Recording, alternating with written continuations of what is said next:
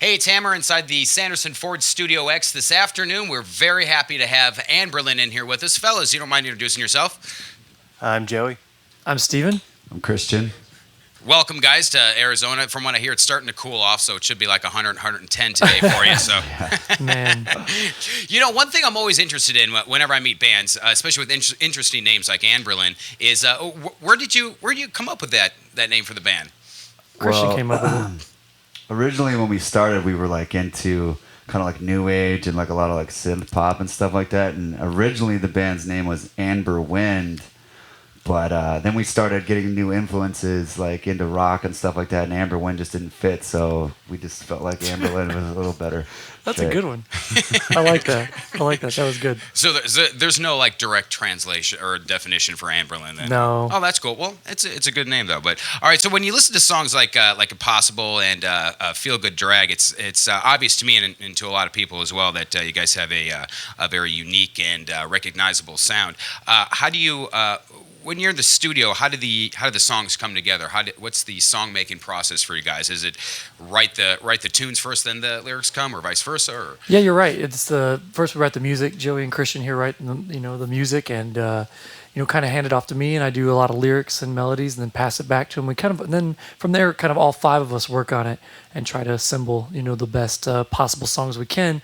And this time around, we went with a great producer named Brendan O'Brien, who kind of weeded through all the songs, picked out his favorites, and from there we recorded 15 of them. Cool. Yeah, I was just about to ask you about Brendan O'Brien, actually. Your new album, Dark is the Way, Light is the Place, produced by, this guy's worked with practically everybody. You're talking STP, Rage Against the Machine, Pearl Jam, even AC/DC. How does it feel for you guys to now be in like that stable of artists? It must be like, wow, we've made it. I don't know. Pretty awesome, yeah. It's like a life achievement for sure. That's what I was thinking. Yeah, absolutely. Especially with that caliber of somebody who's been on the stage with B.B. King and Tom Petty and worked with Bruce Springsteen. This is like we're talking about Rock and Roll Hall of Fame caliber. Brendan O'Brien. It almost is, yeah. Yep.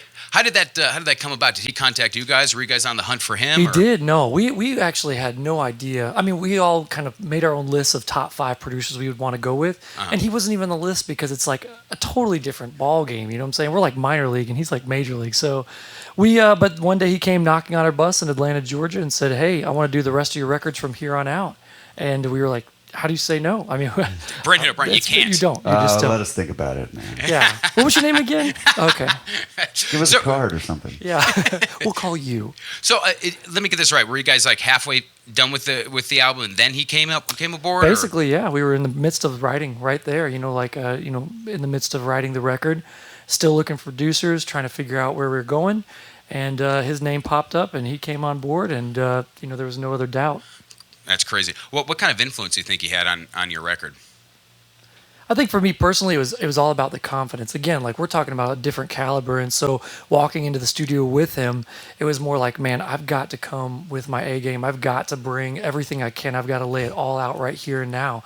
And I think he really gave us the confidence. And in my opinion, it's like the best record we've ever done, and a lot of that's attributed to like Brendan O'Brien's influence. Right on. Yeah, a lot of great songs on the album. You guys, speaking of albums, are 5 albums deep now. A lot of bands would have said to hell with it and quit by now. Absolutely. You know what I mean? And right. been gone. But you guys look like you're moving forward steadily. What's in the future for Anberlin?